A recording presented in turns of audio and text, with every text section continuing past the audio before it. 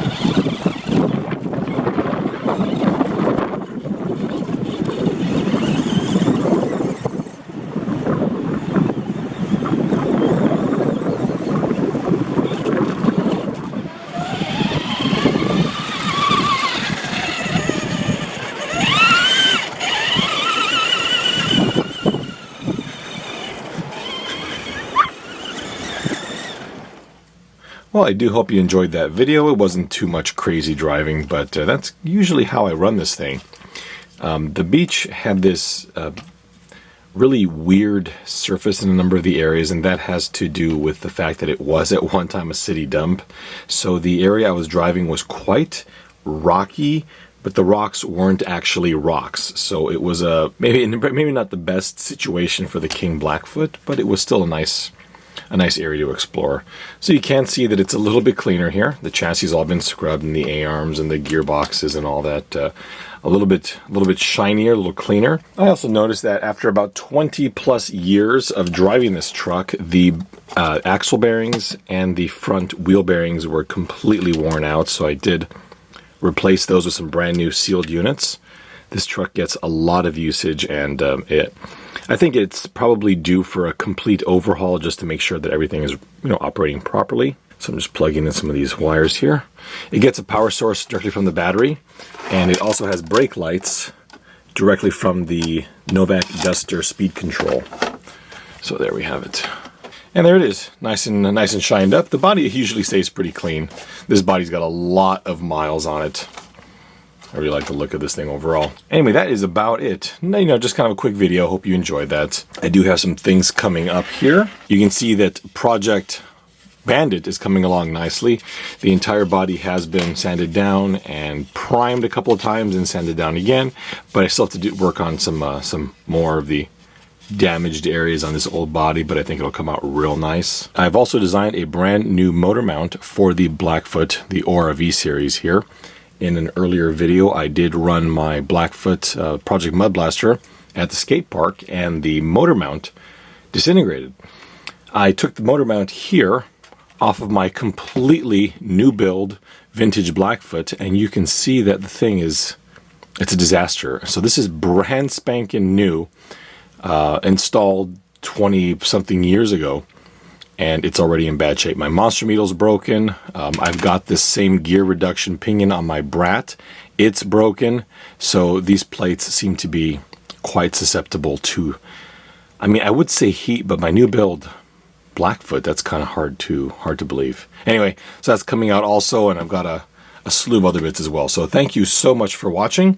We've got a whole bunch of stuff coming up very soon. Please subscribe, and also you are welcome to follow me on Facebook and Instagram at Ampro Engineering on both. And before you take off, check out the band Blue Pinto, who allows me to use their songs in my videos.